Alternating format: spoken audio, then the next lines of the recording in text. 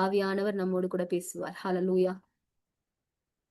So நமக்கு தெரியும், நம்ம தொடர்ந்து நம்ம நெஹேமியா ப்ராஜெக்ட் அப்படின்னு சொல்லி, த ப்ராஜெக்ட் ஆஃப் ரீபில்டிங் அப்படின்னு சொல்லி நம்ம தொடர்ந்து என்ன பண்றோம், பார்த்துக்கிட்டே வரோம்.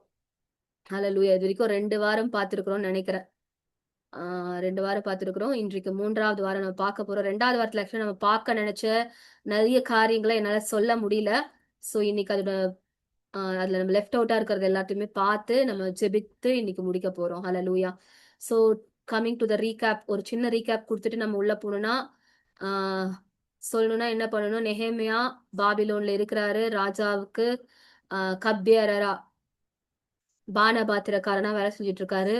அங்க என்ன பண்றாங்க, எருசலேம்ல இருந்து வந்தவங்க கிட்ட கேக்குறாரு, தேசம் எப்படி இருக்குன்னு சொல்லி. மதில்கள் இடிந்து போய் கிடக்குதுன்னு சொல்லி என்ன பண்றாங்க, வந்தவங்க செய்தியை சொல்றாங்க. செய்தியை கேட்டதும் மனுஷன் என்ன பண்றாரு, தன் சொந்த பூமி, தன்னுடைய முன்னோர்கள், தன்னுடைய பிதாக்கள் வாழ்ந்த பூமி இப்படி இருக்குதே அப்படின்னு சொல்லி மனம் நொந்து போய் என்ன பண்றாரு மனுஷன். ஹalleluya. அவர் என்ன பண்ற, உடனே உட்கார்ந்து கதறி அழுது உபவாசித்து ஜெபித்து எல்லா ஜனத்தினுடைய சார்பில நின்று மனம் திரும்பலுக்கு நேரா ஜெபித்து ஹalleluya என்ன பண்றாரு, எப்படியாவது அங்க போகணும், அதை கட்டணும்னு சொல்லி தன் இருதயத்துல கர்த்தர் வைத்த ஒரு காரியத்தை சுமந்து கொண்டு என்ன பண்றாரு, அதை செய்யணும்னு சொல்லி துவங்குறாரு. ஹalleluya. அப்படி நெஹேமியா தொடங்கும் பொழுது அந்த ஜெபம் மாத்திரம் அவர் எடுத்துக்கொண்ட நாட்கள் 4 மாத ஜெபங்கள். ஹalleluya. நெஹேமியால நம்ம கற்றுக்கொள்ள வேண்டிய நிறைய காரியங்கள் இருக்குது. But what I would say is, ரொம்ப முக்கியமான காரியம் எதுனா பிரேயர். பிரேயர் இல்லாம ஒரு இம்மி அளவும் எதுவும் நகராது. அப்படி நகர்த்தினாலும் நகராது. பிரேயர் இல்லாம எதையாவது ஒண்ணு செய்ய நினைச்சோம்னா அது நகர்த்தவே முடியாது. அது என்ன ஆகும், அது தாமதப்பட்டு அது அது செய்ய முடியாம, அது அவமானத்துக்குள்ள அது முடிக்க முடியாம, பிரச்சனைகள் வந்து குழப்பங்கள் வந்து இப்படிதான் போகும். ஆனால் ஜெபத்தை அடிப்படையாக கொண்டு கட்டப்படுகிற எதுவும் எப்படி நடக்கும், கர்த்தருடைய கரம் அது மேல இருக்கும். அவர் அதை நடத்துவார். ஹalleluya. சோ லாஸ்ட் வீக் நம்ம இத பார்த்தோம்னா என்ன பார்த்தோம், லாஸ்ட் வீக்ல நம்ம பார்த்த காரியம் வந்து என்ன பண்றாரு, அங்கிருந்து ராஜாவிடத்திலே ராஜா கிட்ட என்ன பண்றாரு, அவர் வந்து அந்த கப்பியரா இருக்கப்ப, பானபாத்திரக்காரனா இருக்கப்ப ராஜாவே முன்னாடி வந்து கேக்குறாரு, நீ முகம் வந்து முன்னாடி மாதிரி இல்லையே, ஏன் இப்படி இருக்கிற, என்ன ஆச்சு அப்படின்னு சொல்லி. அப்ப ராஜாவே கேட்கிற ஒரு தருணத்தை வந்து கிரியேட் பண்ணி கொடுத்தது யாரு, அந்த ஜெபம். அவர் செய்த அந்த 4 மாத ஜெபம், ராஜாவே தன் வாயை திறந்து ஏன் இப்படி இருக்கிற, உனக்கு என்ன பிரச்சனை, உனக்கு என்ன வேணும்னு கேட்க வச்சுது. அப்படி கேட்ட உடனே அந்த சந்தர்ப்பத்தை பயன்படுத்தி கொண்டு இவர் என்ன சொல்றாரு, அந்த இடத்துலயும் மனுஷன் வந்து அழகா ஒரு குட்டி ஜெபத்தை பண்ணிட்டு 2வது அதிகாரம் 4வது வசனத்துல பாக்குறோம். அப்பொழுது ராஜா என்னை பார்த்து, நீ கேட்கிற காரியம் என்ன என்றார். அப்பொழுது நான் பரலோகத்தின் தேவனை நோக்கி ஜெபம் பண்ணி, ராஜா முன்னாடிதான் இருக்கிறாரு, ஆனாலும் ஒரு குட்டி ஜெபம், அந்த அந்த கேப்ல ஒரு சின்ன ஜெபத்தை பண்ணிட்டு ராஜாவை பார்த்து, உமக்கு சித்தமா இருந்தா என்ன பண்ணுங்க, என் அடியேனுக்கு ஒரு சமூகத்தில் தயை கிடைத்தா என் பிதாக்களின் கல்லறை இருக்கிற பட்டணத்தை நான் கட்டும்படி என்னை அனுப்பி வைங்க அப்படின்னு சொல்லி ஞானமா புத்தியா அழகா அந்த அந்த ரெக்வஸ்ட் வைக்கிறதுக்கு தேவன் உதவி செய்யறாரு. அப்ப ராஜாவின் இடத்துல போயிட்டு அவர் வந்து அந்த பெர்மிஷன் கேட்ட உடனே ராஜா வந்து என்ன பண்றாரு, நெக்ஸ்ட் கேள்வியுமே ராஜாவே கேட்டு அந்த காரியத்துக்கு நேராக நடத்துகிறத நம்மால பார்க்க முடியுது. அப்போ அடுத்து உனக்கு தேவையானது எல்லாம், எனக்கு தேவையானது என்னன்னு சொல்லி அந்த காரியங்களை என்ன பண்றாரு நெஹேமியா, அழகா ஒவ்வொரு காரியமா ராஜாவின் இடத்துல கேட்டு அந்த பெர்மிஷன் எல்லாம் வாங்கிட்டு, எனக்கு தேவையான அங்க போய் கட்டுறதுக்கு தேவையான உட்ஸ கொடுங்க, அந்த மரத்தை கொடுக்கறதுக்கு ஒரு ஆள் இருக்கான், அவனுக்கு ஒரு பர்மிஷன் லெட்டர் கொடுங்க, நான் நதியை கடந்து தான் அந்த பக்கம் போகணும், அப்ப நதி கிட்ட இருக்கிற ராஜாங்க எனக்கு வழி விடணும், அதுக்கும் ஒரு லெட்டர் கொடுங்க அப்படின்னு சொல்லி எல்லாவற்றையுமே ஒவ்வொரு காரியமா அழகா பேசி பேசி பேசி ராஜாவிடத்திலிருந்து பெற்றுக்கொள்ளுகிறத நம்ம பார்க்கிறோம். 2வது அதிகாரத்துல ஒவ்வொரு காரியமா அப்படியே பெற்றுக்கொண்டே வரும்பொழுது என்ன நடக்குது, நதிக்கு அப்பால போய் போற நேரத்துல அந்த இடத்துல என்ன நடக்குதுன்னா 10வது வசனத்துல, ஓரோனியனான சன்பல்லாத்தும் அம்மோனியனான தொபியா என்னும் ஊழியக்காரனும் கேட்டபொழுது, இஸ்ரவேல் புத்திரனின் நன்மையை விசாரிக்க ஒருவன் வந்தான் என்பதற்கு அவர்களுக்கு மிகவும் விசனமாய் இருந்தது. ஹalleluya. அப்ப முதல்ல என்ன நடக்குது, ஒரு இடத்துல அந்த இடத்துல ஒரு கவலை வருது. ஏன்டா ஒருத்த இவ்வளவு நாள் இடிஞ்சு போய் கிடந்தது ஒரு மதிலு, இடிஞ்சு போய் கிடந்தது இடிஞ்சதுதான், இனி அதை கட்ட யாரும் வரமாட்டாங்கன்னு நினைச்சேன். ஆனா அதை கட்ட ஒருத்தன் வந்துட்டான்னு கேள்விப்பட்ட உடனே என்ன ஆகுது, மிகவும் விசனமா இருந்தது. பிசாசுக்கு விசனமா இருக்கும் எப்போ, நான் ஒரு சின்ன ரீகேப் தான் இப்ப சொல்லிட்டு இருக்கேன், ஏன்னா நீங்க மறந்து போயிருந்தீங்கன்னா அங்கேருந்து சொல்றதுக்கு வந்து கண்டினியூஷன் இருக்காது, சோ அதனால சொல்றேன். அப்போ நம்ம வாழ்க்கையில ஏதாவது ஒரு காரியத்தை நம்ம கட்ட துவங்கும் பொழுது, இல்ல ஒருவேளை நம்முடைய வாழ்க்கையிலே கூட இடிந்து கிடக்கிற காரியங்களை நம்ம கட்ட துவங்கும் பொழுது, அது முதல்ல பிசாசுக்கு என்ன உண்டாக்கும், விசனத்தை உண்டாக்கும். அப்ப விசனப்படுறவன் சும்மா இருப்பானா? விசனப்படுறவன் அதுக்கப்புறம் எப்படி அந்த விசனப்பட்டதோட எஃபெக்டா என்ன பண்ணுவான், என்ன என்ன காரியத்தை செஞ்சு அதை தடுக்கலான்னு சொல்லி அதையும் யோசிப்பான். அப்போ என்ன நடக்குது, இங்கேருந்து இவர் டிராவல் பண்ணி நதிக்கு அப்புறத்துல போறாரு.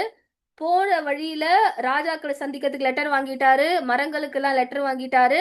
இப்போ எதிரி வந்து விசனத்தோட ஐயோ ஒருத்தன் வரானா அப்படின்னு சொல்லி காத்திருக்கான். இதுதான் இப்போ சிச்சுவேஷன், இதுதான் இப்போ சீனு.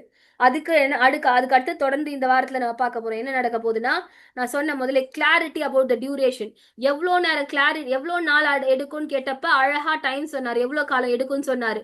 அதுக்கப்புறம் அங்க போற வழியில என்னெல்லாம் பிரச்சனை இருக்குன்னு முன்னாடியே என்ன பண்ணாரு, கண்டுபிடிச்சு அதையும் சொல்லி அதற்காக வழியும் அந்த இடத்துல வாங்கி கொண்டாரு. இப்ப அடுத்தது பேஷன்ஸ் அண்ட் நோ ஹேஸ்டினஸ் அப்படின்னா அதை நம்ம எங்க பார்க்க போறோம் அப்படின்னா, 12வது வசனத்துல நம்ம பார்த்தா, 11வது வசனத்துல நம்ம பார்த்தா, நான் எருசலேமுக்கு வந்து அங்கே 3 நாள் இருந்த பின்பு. மனுஷன் எருசலேமை ரீச் பண்ண உடனே, நம்ம ராஜா கிட்ட சொல்லிட்டு வந்திருக்கிறோம், கட்டிட்டு திரும்பி வந்துடும் சொல்லியிருக்கோம், ஒரு நிமிஷத்தை கூட நம்ம வேஸ்ட் பண்ணக்கூடாது அப்படின்னு சொல்லிட்டு வந்த உடனே அடுத்துக்கு மத்தியானமே கிளம்பி போயிட்டு நான் மதில கட்ட போறேன் அப்படின்னு சொல்லி போகல. போய் எருசலேம்லே 3 நாள் இருந்த பின்பு. இந்த நெஹேமியா கிட்ட ரொம்ப வந்து நம்ம ஃபர்ஸ்ட்ல இருந்தே நாம கவனிக்கிற ஒரு கேரக்டர் வந்து அவ்வளோ ஒரு நிதானம் நெஹேமியாக்குள்ள இருந்துச்சு. நீங்க எழுதுறீங்கன்னா நீங்க எழுதி வச்சுக்கோங்க. நெஹேமியாக்குள்ள அவ்வளோ ஒரு ஃபோக்கஸ், ஒரு கிளியர் கட்டான ஒரு ப்ரெசைஸான ஒரு திங்கிங், அவருக்கு அவ்வளோ பர்ஃபெக்ட் திங்கிங். எல்லாத்தையுமே வந்து நிதானமா, ஆனா ஆனா அது எல்லாவற்றுக்குமே எப்படி இவர் இப்படி இருந்தாரு அப்படின்னு யோசிக்கிற இடத்துல எல்லாமே ஒரே ஒரு பதில் தான் கிடைக்குது, அந்த ஃபவுண்டேஷனா பண்ண அந்த 4 மாச ஜெபம். என்ன இவர் போறாரு அந்த இடத்துல போய் 3 நாள் இருந்து அவருக்கு ஆண்டர் அதெல்லாம் இன்ஸ்ட்ரக்ஷன் கொடுத்தாரா அப்படிலாம் நமக்கு எங்கேயுமே போடல. போன உடனே வேலையை ஆரம்பிக்காதப்பா 3 நாள் வெயிட் பண்ணு, 3 நாள் வெயிட் பண்ணி வேலையை தொடங்க அப்படிலாம் ஆண்டர் கொடுத்தாரான்லாம் நமக்கு எங்கேயுமே அங்க போடல. ஆனா அவர் போயிட்டு 3 நாள் இருந்துட்டு அதுக்கப்புறம் என்ன பண்றாரு, நான் சில மனுஷரை கூட்டிக் கொண்டு ராத்திரியில் எழுந்து என்ன பண்ணாரு, நகர சோதனை செய்தேன். Whatever he is doing எல்லாவற்றிலையுமே ஒரு கிளாரிட்டி. பகல் நேரத்துல போய் பரபரன்னு போய் என்ன நடக்குதுன்னு பாக்கல, என்ன நடக்குது, இந்த மதில் இடிஞ்சு கிடக்குதாமே, வாங்க வந்த உடனே ஒரு 4 பேரை கூட்டிட்டு நான் போய் பார்த்துட்டு வரேன் அப்படின்னு சொல்லி போல. 3 நாள் நிதானமா இருந்தா அந்த 3 நாள் என்னென்ன காரியங்களை கவனித்தார் என்பது நமக்கு தெரியாது. அந்த 3 நாள் என்னென்ன நடக்குது, யார் யார் போறாங்க வராங்க, என்ன நடக்குது, என்ன எருசலேமின் மதில் எப்படிப்பட்ட நிலைமையில இருக்குது, இது எல்லாமே சைலண்டா அவர் நிறைய காரியங்களை வந்து வாட்ச் பண்றாரு. வாலிப பிள்ளைகளா இருக்க நீங்க கத்துக்க வேண்டிய ஒரு முக்கியமான காரியம் நிதானம். எல்லாவற்றிலும் நிதானம். நம்ம எப்படிப்பட்ட ஒரு ஒரு ஜெனரேஷன், ஒரு டைம்ல நம்ம வாழ்ந்துட்டு இருக்கோம்னா, நான் முன்னாடி கூட சொல்லியிருக்கேன்னு நினைக்கிறேன். இப்ப ஷார்ட்ஸையே ஷார்ட்டா கேட்கிற ஒரு காலத்துல நம்ம வாழறோம்ல. 30 செகண்ட்ஸ் தான் ஷார்ட்ஸ். ஆனா அந்த 30 செகண்ட்ஸை பாக்குறதுக்கு கூட எனக்கு பொறுமை கிடையாது. 4 செகண்ட்ஸ்ல என்ன பண்ணிடுவேன். இன்னைக்கு இன்னைக்கு இருக்கிற ஜென்சி ஜெனரேஷனோட மேக்சிமம் ஸ்டேயிங் டைம், மேக்சிமம் ஒரு ஒரு ஒரு ஸ்கிரீன்ல ஒரு இடத்துல வந்து ஸ்டேயிங் டைம் வந்து 4 செகண்ட்ஸ் தான். ஒரு ஒரு ஒரு மேக்சிமம் ஒரு ஸ்கிரீன்ல ஒரு எவ்வளவு நேரம் இருப்பாங்களா, 4 செகண்ட்ஸ் தான் இருப்பாங்களாம். அதுக்கப்புறம் they will scroll it to the next page it seems. Scroll பண்ணிடுவாங்களா அதுக்கப்புறம். நாட் அபவுட் ஒன்லி ஜென்சி, எல்லாரும் தான் அதை பண்றது. ஆனா ஜென்சி அப்படி இருக்கிறாங்கன்னு சொல்லி நான் ஒரு ரிப்போர்ட்ல நான் படிச்சேன். சோ எப்படிப்பட்ட ஒரு காலத்துல நம்ம இருக்கிறோம்னா, ஃபாஸ்டே இன்னும் ஃபாஸ்டா வேணும், ஃபாஸ்ட் ஃபுட்டே எனக்கு இன்னும் ஃபாஸ்டா வேணும், ஷார்ட்ஸே எனக்கு இன்னும் ஷார்ட்ஸா வேணும், இன்னும் ஷார்ட்டா வேணும், எக்ஸ்பிரஸே இன்னும் கொஞ்சம் அதிகமான எக்ஸ்பிரஸ் வேகத்துல வேணும். முன்னாடிலாம் ட்ரெயின் இருக்கும், அப்புறம் எக்ஸ்பிரஸ் இருக்கும். அதுதான் ட்ரெயின்ல நார்மல் ட்ரெயின் தாண்டி எக்ஸ்பிரஸ்ல போனா ஃபாஸ்டா போகும். இப்ப எக்ஸ்பிரஸ் என்னது, எக்ஸ்பிரஸே ஸ்லோவா போகுது. எக்ஸ்பிரஸ்க்கு மேல ஏதாவது ஒண்ணு கண்டுபிடிச்சிருக்காங்களா? எல்லாத்துலயுமே நமக்கு ஃபாஸ்டா வேணும். Fast fast fast. எல்லாத்துக்கும் உடனே பதில் கிடைச்சிடணும், எல்லாத்துக்குமே உடனே நடந்துடணும். எதுலயுமே என்ன கிடையாது, பொறுமை கிடையாது, நிதானம் கிடையாது. நிதானத்தை இழந்து போன ஒரு தலைமுறையில நம்ம வாழ்ந்துட்டு இருக்கோம். நீங்க கூட கிட்டத்தட்ட அப்படிப்பட்ட இருக்கிற ஒரு தலைமுறை கிட்ட தான் நான் இப்பயும் பேசிட்டு இருக்கேன். நிதானத்தை இழந்து போன ஒரு தலைமுறை, நிதானத்தையும் பொறுமையும் இழந்து போன ஒரு தலைமுறை. ஹalleluya. ஆனால் நெகேமியா கிட்ட இருந்து நம்ம கத்துக்க வேண்டியது என்ன? எல்லாவற்றிலும் ஒரு நிதானம், பொறுமை. ஹalleluya. காரணம் என்ன? ஒரு காரியத்தை செய்வதற்கு முன்பதாக, தேவனுக்கு முன்பதாக 4 மாதங்கள் அவர் நின்று ஜெபித்த அந்த ஜெபம் அவருக்குள்ளே, அவர் செய்ய வேண்டிய காரியத்திற்கு தேவையான சகல நற்குணங்களையும் அவருக்குள்ளே வைத்திருந்தது. நெஹெமியா பேசிக்கலி அவர் வந்து நிதானமான பர்சன் தான் எனக்கு தெரியாது. அது பத்தி நமக்கு எங்கேயும் கொடுக்கல. But what I think is, அந்த பிரேயர் அவருக்குள்ள என்ன கொண்டு வந்திருக்கு? நிதானத்தை கொண்டு வந்திருக்குது.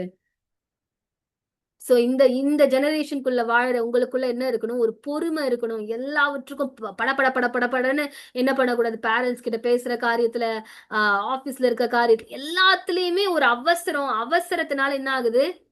டென்ஷன் வருது, ஆங்ஸைட்டி வருது. நிதானமா பொறுமையா இருந்து பாரு, ஆங்ஸைட்டியும் வராது, டென்ஷனும் வராது, பிரஷரும் ஏறாது. சோ நம்ம என்ன பண்ணணும்? ஜஸ்ட் லைக் நெஹேமியா, நம்ம சாதாரண டே டு டே லைஃப்ல நம்ம நடந்து கொள்ளுகிற காரியங்கள்ல கூட நமக்கு என்ன வேணும்? we need patience, no hastiness. hastiness தான் என்னது? அவசரம், அவசர புத்தி. குடுகுடுன்னு போயிட்டு மதில் இடிஞ்சு கிடக்குதா, வா மத்தியானமே போய் கட்டலான்னு போயிருக்கலாமே. பொறுமையா நிதானமா உட்காந்து அவசரமே இல்லாம மனுஷன் என்ன பண்றாரு? காத்திருக்கிறாரு. அதுக்கப்புறம் என்ன பண்றாரு? பொறுமையா ஆட்களை கூட்டிட்டு நைட்டு நேரத்துல போய் நகரம் எப்படி இருக்குன்னு சொல்லிட்டு செக் பண்ணிட்டு வராரு. செக் பண்ணிட்டு, ஆனாலும் எருசலேமுக்காக செய்யும்படி என் தேவன் என் மனதிலே வைத்ததை நான் ஒருவருக்கும் அறிவிக்கவில்லை. You know how important it is. ரொம்ப ரொம்ப முக்கியமான விஷயம். Life, this is life lesson. நீங்க எழுதுறதா இருந்தா லைஃப் லெசன் போட்டு எழுதி வச்சுக்கோங்க. From my own experience I am saying. In Christianity this is very very important. What you have to learn life lesson. இங்க ஒரு 4 லைன்ல ஒரு லைஃப் லெசன் சொல்லி தராரு நெஹேமியா. அது என்னன்னா, என் தேவன் என் மனதிலே வைத்ததை நான் ஒருவருக்கும் அறிவிக்கவில்லை. இன்னைக்கு நான் உங்களுக்கு சொல்லி தரேன். உங்களோட உங்களோட இருதயத்தை கத்துற ஒரு பிளான கொடுத்தா, ஏதோ ஒரு காரியத்தை செய்ய போற, ஏதோ ஒரு அப்ராட்ல ஒரு எக்ஸாம் எழுதியிருக்க, ஒரு ரிசல்ட் வரப்போகுது, you going to try for a course in abroad, ஏதோ ஒரு கோர்ஸ் ட்ரை பண்ண போற, இல்ல உன்னை வந்துட்டு பொண்ணு பார்த்துட்டு போயிருக்கிறாங்க, உனக்கு ஒரு நல்ல மாப்பிள்ள அமைய போறாங்க, இல்ல இல்ல நீ புதுசா ஏதோ ஒரு பிசினஸ் பண்ண போற, இல்ல உனக்கு ஏதோ ஒரு ப்ரமோஷன் கிடைக்க போகுது. What ever is happening in your life, don't flex about it. அதை வெளியே சொல்லவே சொல்லாத. அது வெளியே வந்து நீ நீ ப்ரமோஷன் ஆயிட்ட, நீ அந்த பொசிஷனுக்கு போயிட்ட அப்படின்றது நேச்சுரலி அது எல்லாருக்குமே தெரியும். வரப்போகுது அப்படின்றத போயிட்டு என்ன பண்ணிட்டு இருக்காத, இவங்க கிட்ட அவங்க கிட்ட ஃப்ரெண்டு கிட்ட. No, what I'm saying is biblical. ஏதோ சொந்தமா ஏதோ அட்வைஸ் பண்றாங்கன்னு நினைக்காதீங்க. What I'm saying is biblical. Actually இந்த மாதிரி என்ன பண்ணக்கூடாது? Whatever God is putting in your heart, don't go and flex it. எல்லார்கிட்டயும் போய் சொல்லிட்டு இருக்காத. Even if it is a spiritual thing. கர்த்தர் உங்ககிட்ட ஒரு காரியத்தை சொல்றாரா, அன்லெஸ் அண்ட் அன்டில் சொல்லி இந்த நபர்கிட்ட இதை பத்தி சொல்லு, இந்த தரிசனத்தை கொடுத்து இதை பத்தி அந்த பர்சன் கிட்ட பேசு அப்படின்னு சொன்னால் ஒழிய, எனக்கு கர்த்தர் இப்படி தரிசனம் கொடுத்தாரு, எனக்கு அப்படி கொடுத்தாரு, நான் இத்தனை மணி நேரம் ஜெபிக்கிறேன். Don't go and tell anybody about your prayer life. நான் இப்படி ஜெபிப்பேன் யாருகிட்டயுமே சொல்லாத. நான் இப்படிலாம் வேலை வாசிப்பேன் யாருகிட்ட சொல்லாது. when it comes to testimony சொல்லிக்கோ. அது வந்து கர்த்தர் ஒரு நாள்ல சாட்சியா சொல்ல விரும்புறாரா, உன்னை சாட்சியா சொல்ல கர்த்தர் உன்னோட பேசுறாரா, அப்ப சொல்லு. சும்மா போய் எல்லாருக்கிட்டையும் வந்துட்டு என்ன எப்படிதம்மா நாளா அப்படி இத்தனை 40 நாள் உபவாசம் இருந்தேன், 20 நாள் நோ, அதெல்லாம் போய் சொல்லிட்டு இருக்க வேண்டிய அவசியமே கிடையாது. Whatever God is putting in your heart or in your spiritual life, there is no purpose. நம்ம அதை மத்தவங்க கிட்ட போய் சொல்லிட்டு இருக்கணும்ன்ற அவசியமே கிடையாது. எவ்வளவு ஞானமா நடந்துக்கிறாரு பாருங்க. உள்ள வந்து 3 நாள் அமைதியா இருக்கிறாரு. எவ்வளவு ஒரு க்ளோஸான பர்சனா இருந்தாலும், பயங்கரமான உண்மையான ஆள் இவங்க, நான் சொன்னதுக்கு அப்புறம் அப்படியே எனக்காக சந்தோஷப்பட்டு தள்ளிடுவாங்க அப்படின்னு நினைச்சா கூட சொல்லாத. Keep it in your heart unless அது நிறைவேறுகிற வரைக்கும். உனக்கு ஒரு பொண்ணுன்னு ஒண்ணு பாத்துட்டு போனா, ஒரு காரியம் நடக்கிறப்போ, ஒரு கல்யாணம்னு வரப்போ, அது அது அது 10 பேருக்கு தெரியதான் போகுது. So whatever is God is putting in your life, போயிட்டு அதை வெளியே சொல்லிட்டு நம்ம தெரிஞ்சிட்டு இருக்க தேவை அவசியம் கிடையாது. ஈவன் இன் ஸ்பிரிச்சுவல் லைஃப், குட்டி குட்டி விஷயத்துக்குலாம் எக்ஸைட் ஆகிற ஆட்களை நான் பார்த்திருக்கேன். உடனே அதை அப்படியே பயங்கரமா மத்தவங்க கிட்ட சொல்லி, என்ன இப்ப கடவுள் இப்ப பேசினாரு, கடவுள் அப்படி பேசினாரு, கடவுள் உங்ககிட்ட பேசினா ரொம்ப சந்தோஷமான விஷயம். அது உனக்கும் தேவனுக்குமான விஷயம். அத நீயும் தேவனும் பேசிக்கோங்க, வச்சுக்கோங்க. கர்த்தர் சொல்லுவாரு சரியான நேரத்துல. நீ சொல்லு, இத பத்தி பேசு. நீ இத பத்தி சொல்லு, பேசு. அப்ப பேசலாம். For prayer purpose you can say. அத தாண்டி வந்து உன்னோட ஸ்பிரிச்சுவல் லைஃபை யாருகிட்டயுமே போய் என்ன பண்ணிட்டு இருக்காத, ஃப்ளெக்ஸ் பண்ணிட்டு இருக்காதீங்க. அது பெரிய விஷயமா காட்டிக்காதீங்க. உங்களுக்கு இருக்கிற ப்ரமோஷன்ஸ், உங்களுக்கு இருக்கிற மேன்மைகள், உங்களுக்கு கர்த்தர் செய்ற நன்மையான காரியங்கள் இதெல்லாம் போயிட்டு சொல்லிட்டு இருக்காதீங்க. ஏன்னா, ஆ அது வந்து maybe it will not work after you say.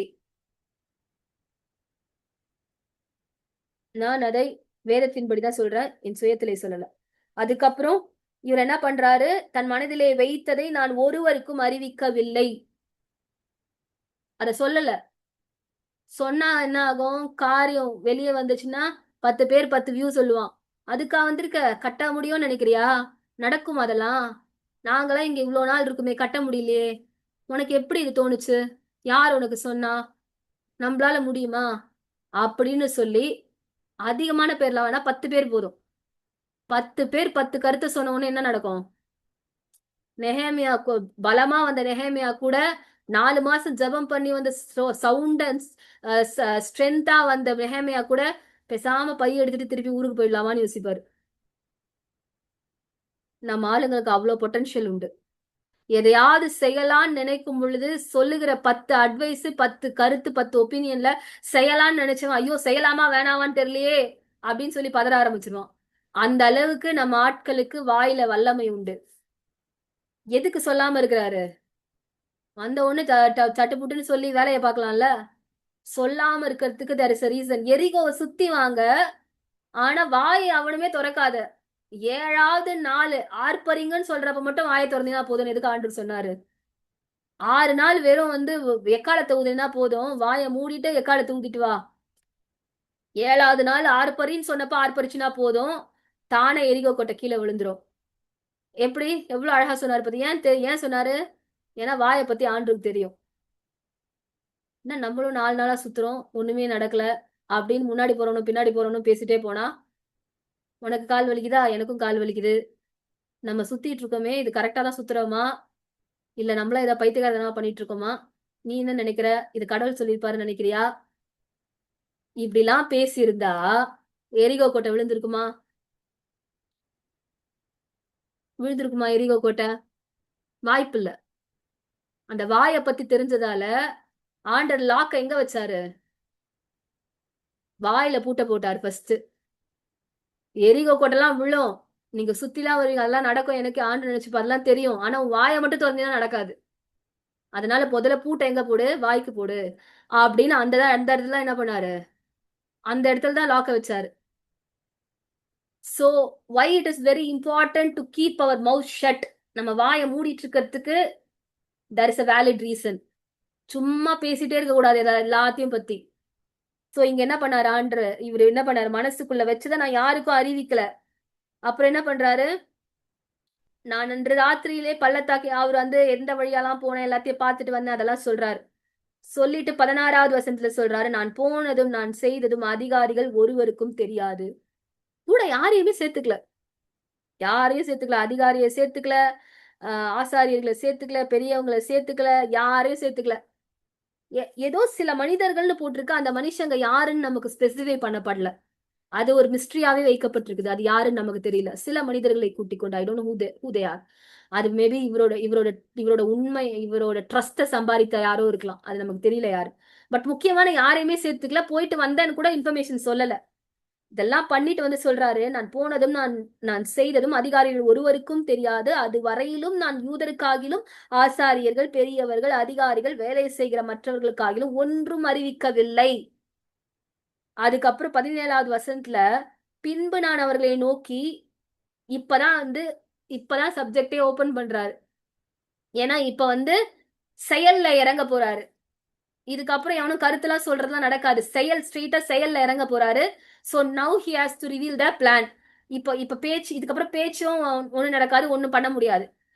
So அந்த இடத்துல என்ன பண்றாரு? பின்பு நான் அவர்களை நோக்கி எருசலேம் பாழா இருக்குது, அதன் வாசல்கள் எல்லாம் அக்கினியால் சுட்டெரிக்கப்பட்டிருக்குது. நாம் இருக்கிற சிறுமையை நீங்க பார்க்கிறீங்களே. இப்ப நம்ம வீடு இருக்கு. நம்ம வீட்டுல ஒரு பக்கம் செவுரு இடிஞ்சு கீழே கிடந்ததுன்னா அது நமக்கு அவமானமா இல்லையா? அந்த வீட்டுக்குள்ளேயே நம்ம வாசம் பண்றோம். நம்ம அந்த வீட்டுக்குள்ளதான் வாழறோம். ஆனா ஒரு பக்கம் செவுரு மட்டும் ஒரு இடிஞ்சு விழுந்துருச்சு அப்படின்னா, அது அவமானமா இல்லையா நமக்கு? அத கட்டாம உள்ளயே உட்கார்ந்துட்டு இருந்தா, பாக்குற ஜனம் என்ன சொல்லும்? ஒரு பக்கம் செவுரு இடிஞ்சு விழுந்து கிடக்குது. இந்த இந்த இந்த குடும்பத்துக்கு அந்த செவுர கட்டக்கூட வருமானம் இல்ல. அந்த செவுர கட்டக்கூட ஒண்ணும் இல்ல.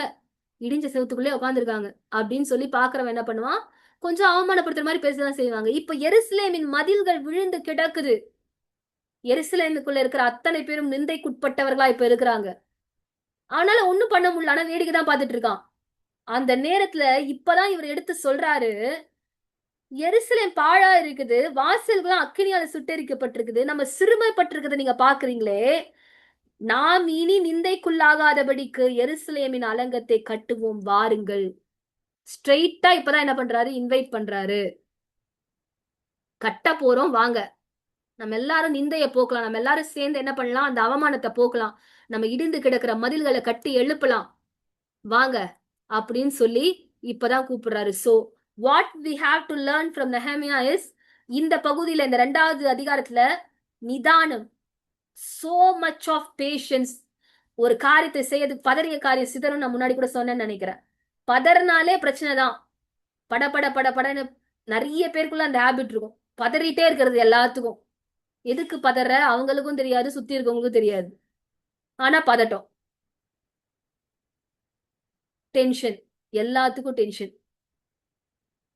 நீ டென்ஷன் ஆனாலும் ஆகலனாலும், நீ பதறினாலும் பதறாட்டியும், சூரியன் அஸ்தமிக்க தான் போகுது, இரவு வரதான் போகுது, திருப்பி அடுத்த நாள் விடியதான் போகுது. எதையும் நிறுத்தி வைக்க முடியாது. எல்லாம் நடக்கிறபடி நடந்துட்டு தான் இருக்கும். நீ பதறதால உனக்கு வேணா பிபி வரலாம். மத்தபடி நல்லது எதுவும் நடக்க முடியாது. So ask for patience from God. ஒருவேளை நீ நிதானமே இல்லாத ஒரு பர்சனா இருந்தீங்கன்னா, கர்த்தர்கிட்ட நிதானத்தை கேளு, பொறுமையை கேளு. நெஹேமியா கிட்ட இருந்து அது கத்துக்கிற விஷயம். நம்ம அடுத்தது, இருதயத்துல கர்த்தர் போட்டாரு ஒரு திட்டத்தை, ஒரு பெரிய திட்டம். இடிந்து கிடக்கிற மதில கட்ட போற ஒரு பெரிய திட்டம் படபட படப்பட நின்னாச்சு தெரியுமா? நான் 4 மாசம் ஜெபிச்சுட்டு இருந்தேன். கர்த்தர் என்ன கேட்டு இதெல்லாம் பேசினாரு. நான் கட்ட போறேன். யாரெல்லாம் என் கூட வரீங்க? நான் திட்டம்லாம் போட்டு வச்சிருக்கிறேன். இப்படிலாம் பண்ணலாம். ஒரு பேச்சு கிடையாது. இருதயத்திலே வைத்துக் கொண்டு ஒருவருக்கும் அறிவிக்கவில்லை.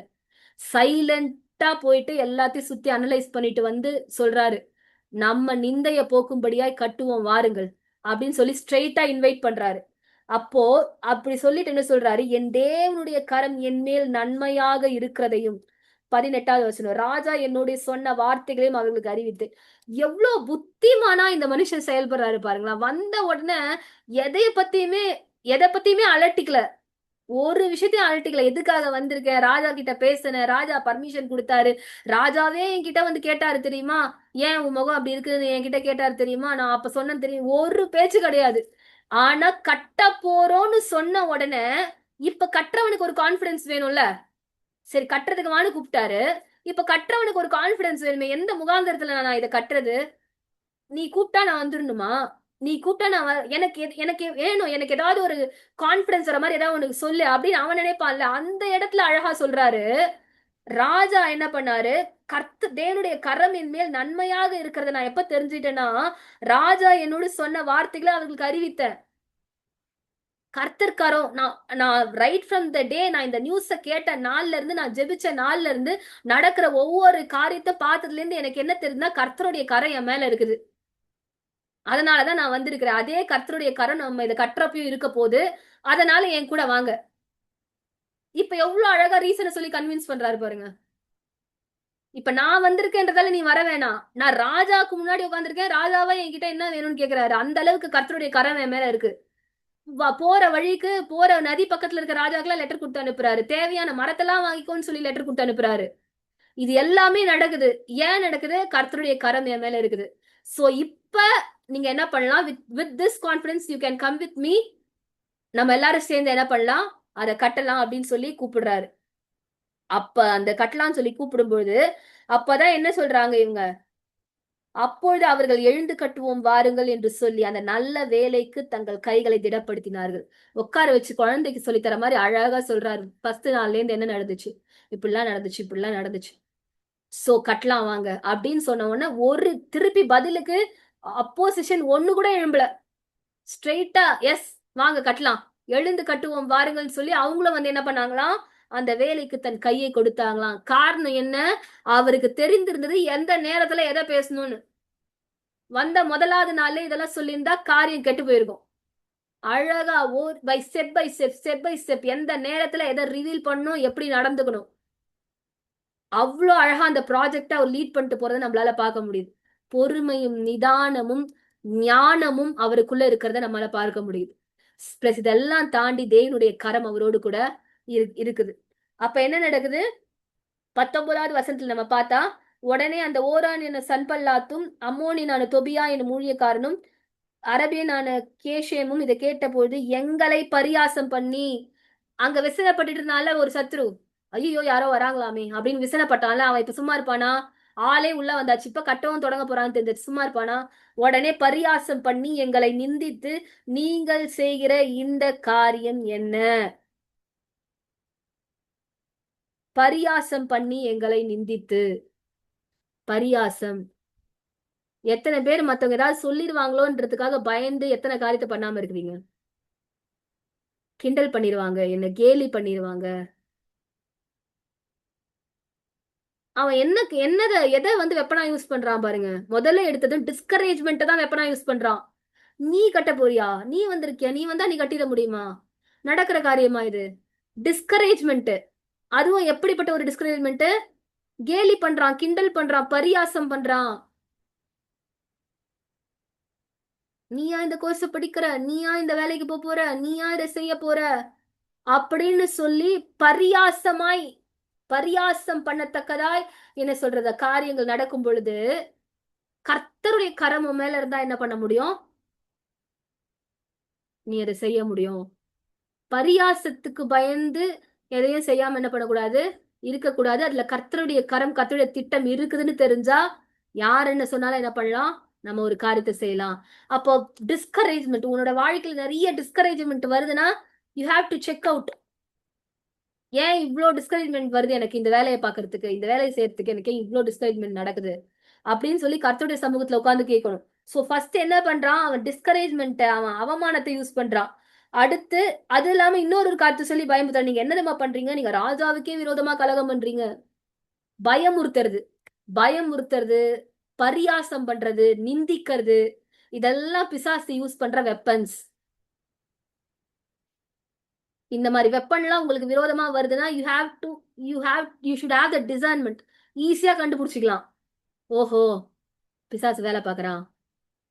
அதை விட்டுட்டு ஐயோ அம்மா என்னை வந்து அவமானப்படுத்துறாங்களே, என்னை நிந்திக்கிறாங்களே, என்ன கிண்டல் பண்றாங்களே, அப்படி என்ன பயத்துக்கு தான் இங்க பல பேர் வந்து அடிமையா கிடக்குறது.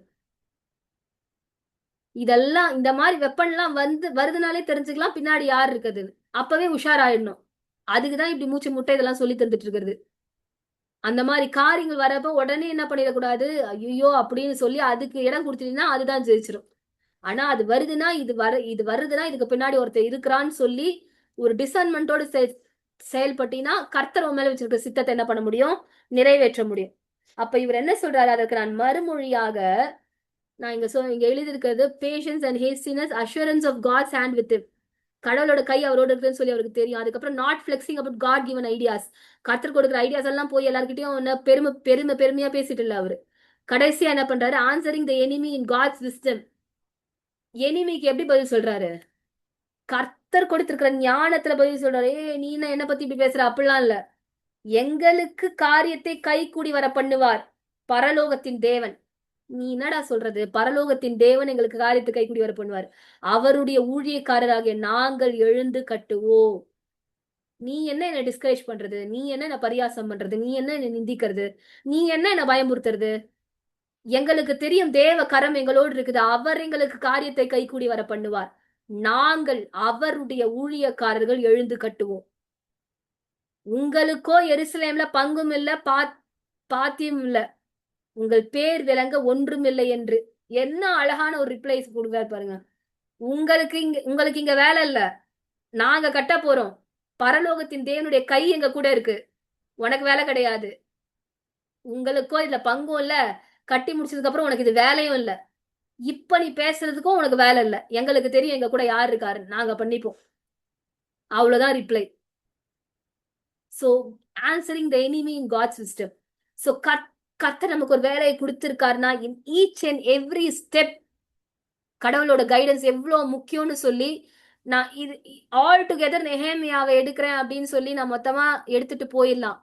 பட் இந்த புக்கை நம்ம தியானிச்சு முடிக்கிறப்ப உங்க வாழ்நாள் மொத்தம் நெஹேமியா உங்களுக்கு ஞாபகம் இருக்கணும். அப்படிதான் நான் வந்து இத கர்த்தரோட சமூகத்துல ஆயத்தப்படுத்தி எடுக்க கர்த்தர் உதவி செய்து கொண்டிருக்கிறார். ஹalleluya. எந்த நாள்ல நெஹேமியா பத்தி வந்து கேட்டாலும் உங்களுக்கு எல்லாமே தெரிஞ்சிருக்கணும். பட் ஆனா நான் இத வாட் ஐம் சீயிங் இஸ் இதை எடுக்க தொடங்கின நாள்ல இருந்து வெறும் 10 பேர் தான் நான் பாக்குறேன். I don't know why it is happening. ஒருவேளை நிறைய பேர் கேட்க கூடாதா இல்ல என்னன்னு எனக்கு தெரியல. But it is very very important. ரொம்ப அழகா ஆவியானவர் நடத்திட்டு இருக்காரு. அதை நடத்துறப்பே அந்த ஆவியானவர் நடத்துகிற விதங்களை என்னால கிளீனா வந்து ஃபீல் பண்ண முடியுது. சோ இது நம்ம எவ்வளவு நாள் தியானிக்கிறோமோ தயவா ஒரு நோட் போட்டு அதுல எழுதி வையுங்க. இதுல எல்லாமே ஆவியானவர் சொல்லுகிற ஒவ்வொரு காரியத்துக்குமே ஒரு நோக்கம் இருக்கு. என்னைக்கா இருந்தாலும் இந்த வார்த்தைகள் உங்களுக்குள்ள இருந்து பேசும். இன்னைக்கு நம்ம இந்த காரியத்தெல்லாம் பார்த்தோம். அடுத்த வாரத்துல நம்ம 3வது அதிகாரத்துக்கு போறோம். ரொம்ப ஸ்லோவா தான் நம்ம போறோம். பட் இது எல்லாமே நமக்கு நிச்சயமாக என்ன பண்ண போகுது, ஒரு பிரயோஜனமா இருக்க போகுது. ஹalleluya.